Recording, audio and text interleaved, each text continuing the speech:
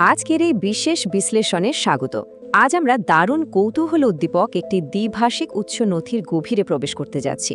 স্বাস্থ্য সচেতনতার মতো একটি ভীষণ জটিল বিষয়কে কিভাবে একদম সাধারণ মানুষের কাছে পৌঁছে দেওয়া হয় সেটা দেখাটা কিন্তু সত্যিই চমকপ্রদ। সাধারণত চিকিৎসা বিজ্ঞানের তথ্যগুলো বেশ কাঠখোট্টা আর জটিল ভাষায় থাকে, তাই না?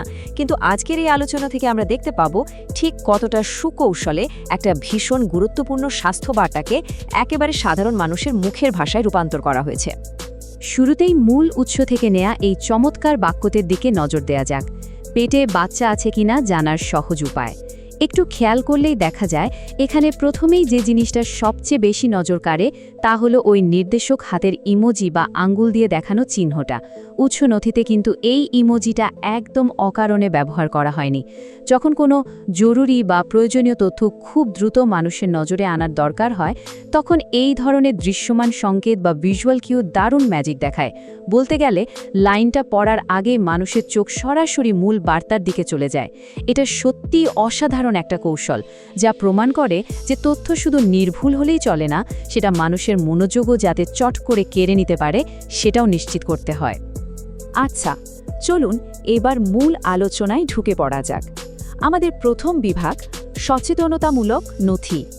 মূল নথির আনুষ্ঠানিক ইংরেজি শিরোনামটির দিকে একটু তাকালেই কিন্তু এর আসল সুরটা স্পষ্ট বোঝা যায়। শিরোনামটি হলো essential indicators of early pregnancy awareness. বেশ প্রাতিষ্ঠানিক আর চিকিৎসা বিজ্ঞান সম্মত শোনাচ্ছে, তাই না? এখানে এসেনশিয়াল ইন্ডিকেটরস বা অপরিহার্য সূচক সমূহ এর মতো শব্দ ব্যবহার করা হয়েছে, যা শুনতে বেশ ভারী কি আর একাডেমিক মনে হয়। সাধারণত ডাক্তার, গবেষক বা স্বাস্থ্যকর্মীদের নথিপত্রেই এই ধরনের ভাষার চল বেশি। এটা দারুণ সুগঠিত ঠিকই, কিন্তু একটু ভাবলে দেখা যায় দৈনন্দিন কথাবার্তায় সাধারণ মানুষ কি আদৌ এই ধরনের ভাষা ব্যবহার করে? মোটেও না। আর ঠিক এই কারণে আমরা চলে যাচ্ছি আমাদের দ্বিতীয় বিভাগে, ভাষাগত রূপান্তর। চলুন দেখি এই অতি আনুষ্ঠানিক একটা ধারণাকে কিভাবে দৈনন্দিন ব্যবহারের জন্য বদলে ফেলা হয়েছে।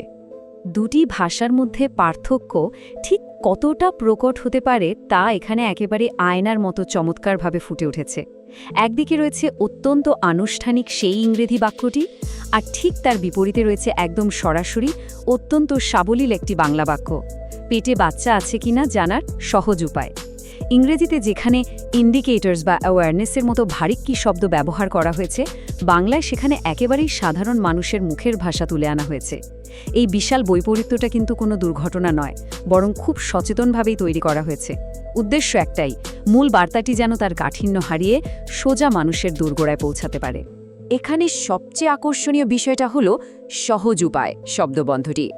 উৎসনথিতে এই দুটি শব্দ ব্যবহারের মাধ্যমে স্বাস্থ্য সংক্রান্ত তথ্যটিকে অত্যন্ত সহজলভ্য আর আপন করে তোলা হয়েছে। কারণ চিকিৎসা বিজ্ঞানের কোনো পরীক্ষা নিরীক্ষা বা লক্ষণ বিচারের কথা শুনলেই তো সাধারণ মানুষের কাছে সেটা ভীতিকর বা অনেক জটিল কিছু মনে হতে পারে। কিন্তু যখনই বলা হচ্ছে সহজ উপায়, তখন মুহূর্তেই সে ভীতিটা গায়েব হয়ে যায়। এটা প্রমাণ করে যে এই নথিটি কেবল নীরস তথ্য দিয়েই দায় সারছে না, বরং মানুষ যাতে তথ্যটা গ্রহণ করতে উৎসাহী হয় সেই ব্যাপারটাও নিশ্চিত করছে। এবার আসা যাক সবচেয়ে গুরুত্বপূর্ণ বিষয়টিতে, পেটে বাচ্চা শব্দবন্ধের ব্যবহার। একটু খেয়াল করলেই দেখা যাবে এখানে আর্লি প্রেগন্যান্সি বা প্রাথমিক গর্ভাবস্থার আক্ষরিক অনুবাদ হিসেবে গর্ভাবস্থা শব্দটি কিন্তু ব্যবহার করা হয়নি, বরং একদম সরাসরি আক্ষরিক অর্থ বহনকারী পেটে বাচ্চা কথাটি বেছে নেওয়া হয়েছে। এর কারণ হলো গর্ভাবস্থা শব্দটি কিছুটা ক্লিনিক্যাল বা চিকিৎসাবিদ্যা সংক্রান্ত পরিভাষা। অন্যদিকে পেটে বাচ্চা হলো এমন একটা সর্বজনীন ভাষা যা সমাজের যে কোনো স্তরের যে কোনো শিক্ষার মানুষ এক মুহূর্তে বুঝতে পারে। আর সত্যি বলতে এখানে উৎসনথির মূল সাফল্য লুকিয়ে আছে। বিশ্লেষণের এই পর্যায়ে আমরা দেখব আমাদের তৃতীয় এবং চূড়ান্ত বিভাগ, সহজবোধ্য ভাষার গুরুত্ব। এই ভাষাগত পরিবর্তনের আসলে তাৎপর্যটা কি, চলুন সেটাই এবার দেখে নেওয়া যাক। উৎস নথির দৃষ্টিভঙ্গি থেকে প্রাথমিক গর্ভাবস্থা সচেতনতার চমৎকার একটি সংজ্ঞা এখানে পাওয়া যায়। মজার ব্যাপার হলো এটিকে কোনো কঠিন চিকিৎসা বা লক্ষণের তালিকা হিসাবে মোটেই দেখা হচ্ছে না, বরং এটিকে সংজ্ঞায়িত করা হচ্ছে সহজ উপায় খোঁজার একটা দৈনন্দিন কাজ হিসাবে। আনুষ্ঠানিক চিকিৎসার জটিল বিষয়গুলোকে প্রাত্যহিক জীবনের একদম সাদামাটা কথায় রূপান্তর করাই হলো এর মূল লক্ষ্য।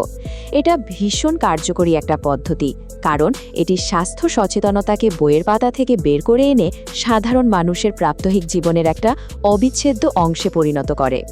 পুরো বিষয়টা যদি আমরা একসাথে মেলাই, তবে উৎস নথির চমৎকার একটা গঠন কাঠামো চোখে পড়ে। প্রথমত, শ্রেণীবিভাগ এবং প্রাতিষ্ঠানিক স্বীকৃতির জন্য রাখা হয়েছে একটি আনুষ্ঠানিক চিকিৎসার শিরোনাম। দ্বিতীয়ত, বাস্তব প্রয়োগ আর সাধারণ মানুষের একেবারে কাছাকাছি পৌঁছানোর জন্য ব্যবহার করা হয়েছে সাবলীল কথোপকথনের বাংলা ভাষা। আর চূড়ান্ত লক্ষ্যটা কি? চূড়ান্ত লক্ষ্য হল চিকিৎসা বিজ্ঞান এবং সাধারণ মানুষের মৌলিক সচেতনতার মাঝখানে যে বিশাল একটা ব্যবধান রয়েছে তা কমিয়ে আনা।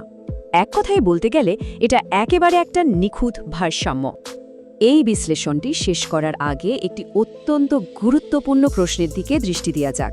আমাদের ব্যবহৃত ভাষা কিভাবে প্রাথমিক গর্ভাবস্থা সচেতনতা তৈরি করে?